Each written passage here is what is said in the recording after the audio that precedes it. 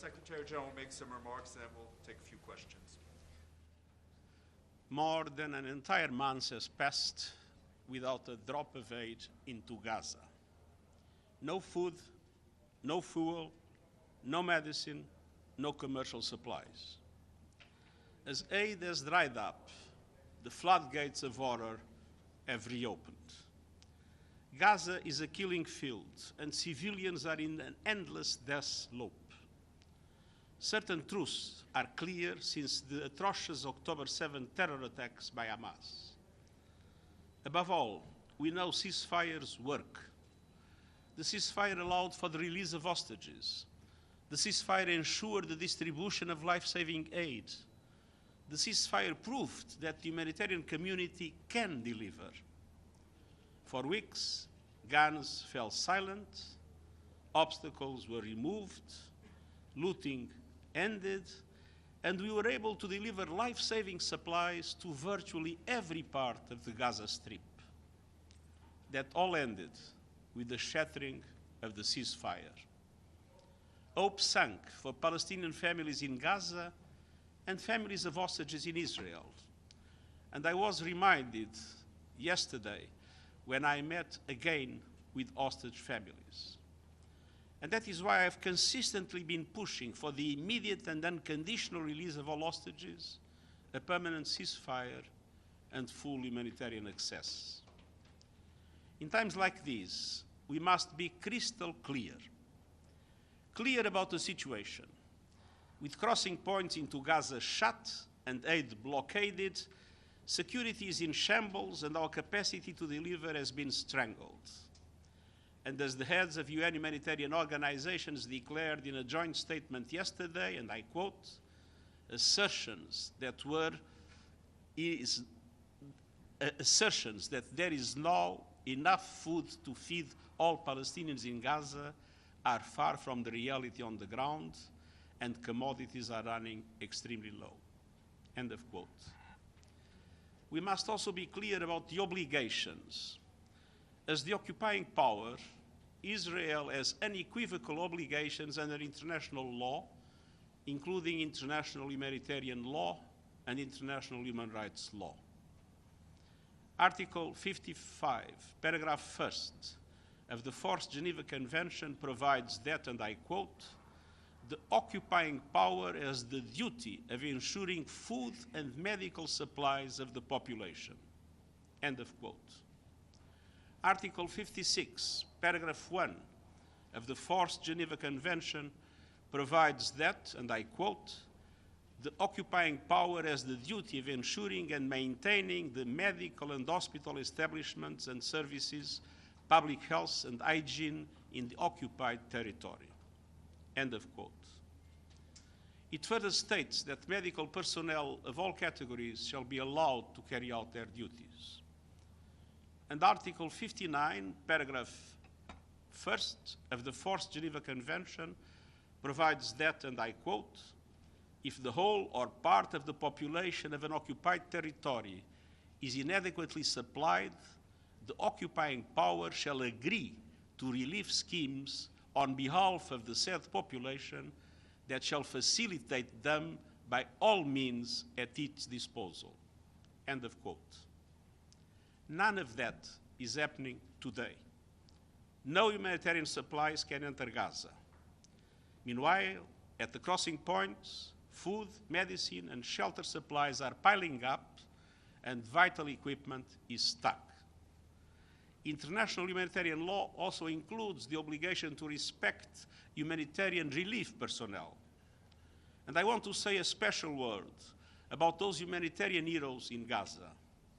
They are under fire and yet doing all they can to follow the path they choose to help people.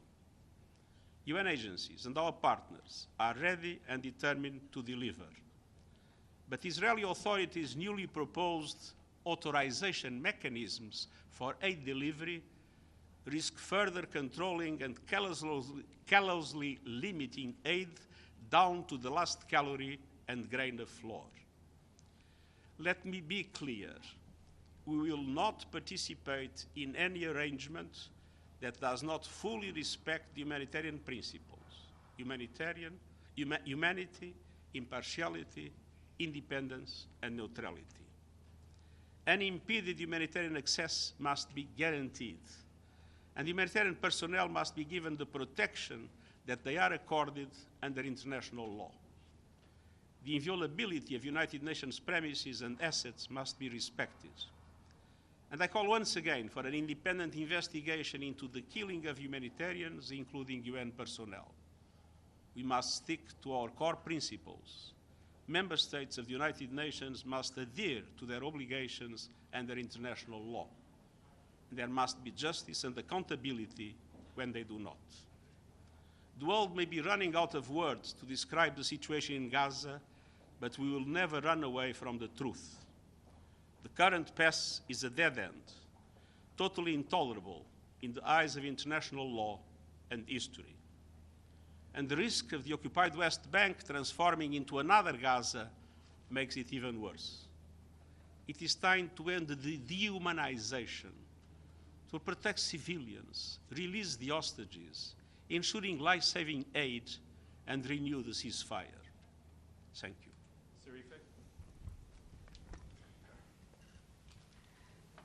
Thank you for the opportunity. Secretary General, this is Sheriff Richardson from Anadolu Agency. I actually have a question about the press conference between Prime Minister Netanyahu and President Trump yesterday. If you may recall, they once again reiterated President Trump's vision to relocate the Gazans to countries who are willing to take them. So I just want to know if you think this is forced displacement, and isn't that a war crime? And if I may just ask one additional question.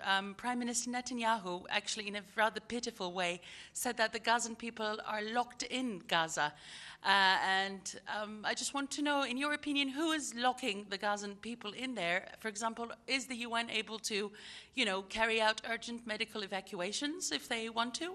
Is this a possibility right now in Gaza? Thank you. Palestinians must be able to live in a Palestinian state side by side with an Israeli state. That is the only solution that can bring peace to the Middle East.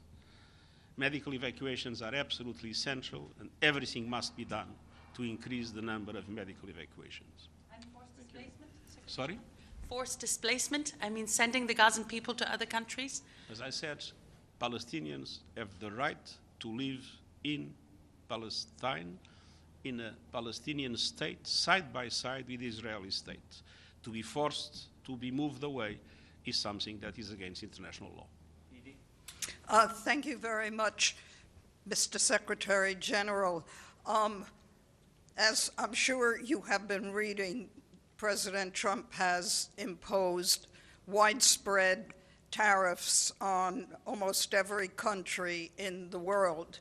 I wonder if you could give us your reaction to this, and are you concerned that this could lead to a global economic recession? I've been clarifying my position about this issue time and time again. Trade wars are extremely negative. Nobody wins with a trade war. Everybody tends to lose. And I'm particularly worried with the most vulnerable developing countries, in which the impact will be more devastating.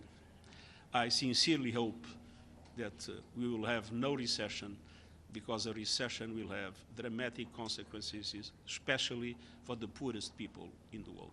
Gabriel? Mr. Secretary General, Gabriel Elizondo from Al Jazeera English. In your remarks just now, you said the world may be running out of words to describe the situation in Gaza. However, much of the world does have a word to describe what's happening in Gaza, and that word is genocide. You have been consistent over the last 18 months that you feel it's up to a relevant international court to determine if a genocide is taking place in Gaza.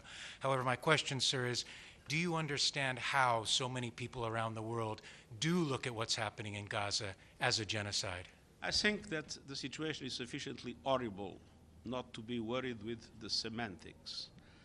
there is a competence of the International Court of Justice, and the International Court of Justice was seized exactly in relation to that. And the International Court of Justice is a body of the UN, and I respect the decisions of the International Court of Justice. But as I said, the situation is absolutely horrible. There is no doubt about that. Abdelhamid. Thank you, Mr. Secretary General. Abdelhamid Siyam from the Arabic Daily Al-Quds Al-Arabi. Mr. Secretary General, you keep saying nothing justifies October 7. You keep repeating that all the time, that nothing justifies what happened on October 7. Is there anything justifies 56 years of occupation? Is there anything justifies the settlement activities? Is there anything justifies bulldozing many thousands of Palestinian homes? Is there anything justifies the invasion of Jerusalem and not allowing Palestinians to go to the Holy Mosque? Why you keep repeating that as if history started on October 7? Thank you. If you listen carefully to what I say, I always say, when I say nothing justifies the October 7 horrible terror attacks by Hamas, I always add, and nothing justifies the collective punishment of the Palestinian people. And all the things that you have been described correspond exactly to the collective punishment of the Palestinian people.